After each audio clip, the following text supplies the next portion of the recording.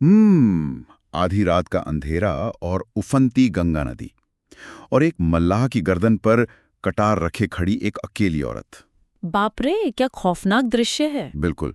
और वो कोई मामूली औरत नहीं है। वो पंजाब के विशाल साम्राज्य की महारानी चंद्रकुंवरी हैं, जो चुनार दुर्ग की कैद से भाग निकली हैं।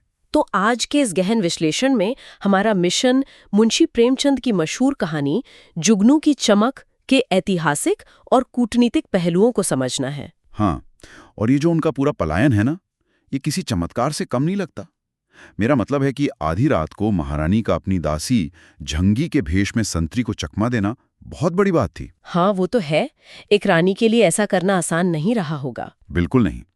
और फिर बनारस में पुलिस के बिछे जाल के बीच एक भिखारिन का रूप धर लेना, ये सिर्फ कहानी का कोई हिस्सा नहीं था, बल्कि एक बहुत ही सोची समझी रणनीति थी। सही बात है, क्योंकि पुलिस और ब्रिटिश जासूस तो किसी शाही सवारी या किसी अमीर महिला को ढूंढ रहे होंगे ना, कोई फटेहाल महिला को थोड़ी ढूंढेगा। एकदम सही कहा।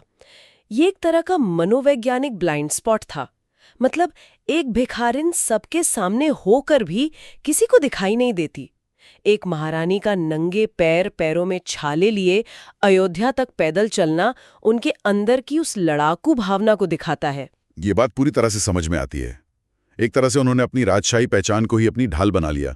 लेकिन भेष बदलकर पुलिस से तो वो बच गई, पर अयोध्या के जंगलों में जो हुआ वो तो सीधा आग से भट्टी में कूदने वाली बात थी। हाँ, आप उस अजनबी बूढ़े राजपूत सिपाही की बात कर रहे हैं ना? बिल्कुल।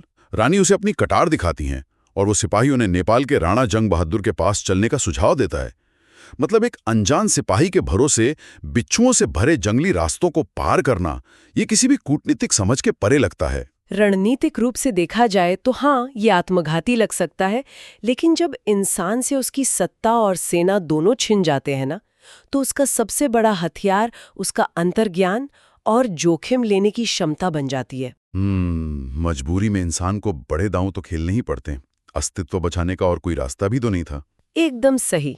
यहाँ मुझे तुलसीदास जी की वो चौपाई याद आती है कि आपतकाल परखिए चारी, धीरज धर्म मित्र अरुनारी। और रानी का वो आपतकाल असल में उस बूढ़े सिपाही की नहीं, बल्कि शरण देने वाले के धर्म की परीक्षा ले रहा था। अरे वाह, क्या बात कही। लेकिन ये विश्वास नेपाल दरबार की चौखट पर जाकर एक बहुत बड़ी कूटनीतिक पहेली भी तो बन गया होगा, क्योंकि नेपाल के मंत्री जैसे वो कड़बड़ खड़तरी, वो तो ब्रिटिश सरकार से खुली दुश्मनी मोल लेने से साफ डर रहे थे। हाँ, मंत्रियों का डरना बहुत ही स्वाभाविक था। उस समय ब्रिटिश राज का खौफ ही इतना ज्यादा था कि कोई भी रियासत उनसे सीधे टकराना नहीं चाहती थी। तो फिर ऐसा क्या हुआ कि राणा जंग बहादुर राजपूत धर्म का हवाला देकर रानी की रक्षा के लिए अपना पद तक छोड़ने को तैयार हो गए? क्या ये सच में सिर्फ निस्वार्थ धर्म था या अंग्रेजों को कोई कूटनीतिक संदेश देने की चाल थी? ये दोनों का ही एक दिलचस्प मिश्रण था। लेकिन इस पूरे दांव को समझने के लिए हमें उस यात्रा के सबसे बड़े रहस्य को देखना होगा। अच्छा, वो रहस्य क्या था? वो जो बूढ़ा राजपूत सिपाही था ना, जिसने कीचड़ और बाढ़ में रानी का मार्गदर्शन किया था, वो कोई और नहीं बल्कि स्वयं राणा जंग बहादुर थे। अरे बाप रे, सच में? मतलब वो बूढ़ा सिपाही खुद नेपाल का शक्तिशाली राणा था? बिल्कुल। उन्होंने रानी के संघर्ष और उनके अदम्य साहस को अपनी आंखों से देखा था। इसीलिए जब रानी दरबार में पहुंची तो 50,000 सैनिकों के साथ उनका भव्य स्वागत हुआ। कमाल है, ये तो सच में किसी फिल्म की तरह लगता है। हाँ, और उनके लिए 10,000 रुपए की मासिक पेंशन भी तय की गई। राणा ने इससे सिर्फ राजनीति नहीं, बल्कि अपने व्यक्तिगत सम्मान का प्रश्न बना लिया था। लेकिन ये दांव तो बहुत बड़ा था। अंग्रेज आसानी से इस अपमान को बर्दाश्त कैसे कर गए? मतलब उन्होंने कोई युद्ध क्यों नहीं किया? इसके पीछे का रणनीतिक गणित क्या था? इसके पीछे एक बहुत ही सीधा सा भू राजनीतिक कैलकुलेशन था। देखिए, नेपाल के दुर्गम पहाड़ी रास्तों में एक पदच्युत रानी के लिए अपनी पूरी सेना को झोंकना अंग्रेजों के लिए बहुत बुरा सौदा था। हाँ, पहाड़ों में लड़ना हमेशा से ही एक मुश्किल काम रहा है। बिल्कुल। तो अंग्रेजों को बस इस बात की गारंटी चाहिए थी कि रानी नेपाल से कोई नया राजनीतिक विद्रोह खड़ा ना करे, और जब नेपाल ने उन्हें ये ठोस आश्वासन दे दिया तो अंग्रेजों ने एक महंगा युद्ध लड़ने के बजाय खामोश रहना ही बेहतर समझा। मतलब अंग्रेजों का पीछे हटना उनकी मजबूरी थी और नेपाल का रानी को शरण देना इतिहास में साहस की एक बड़ी मिसाल बन गया।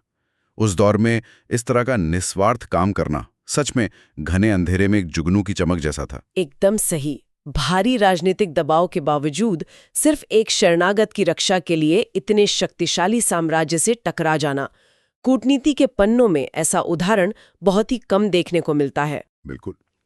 और यहीं से एक बड़ा सवाल आज के समय के लिए भी खड़ा होता है। आज की इस आधुनिक कूटनीति, सख्त सीमाओं और राष्ट्रीय स्वार्थों से घिरी दुनिया में क्या राष्ट्रों के बीच इस तरह के निस्वार्थ शरणार्थी धर्म के लिए कोई जगह बची है, या फिर ये चमक केवल मुंशी प्रेमचंद की कहानियों और इतिहास के पन्नों तक ही सीमित कर रह गई है? इस विषय पर जरूर विचार किया जाना चाहिए।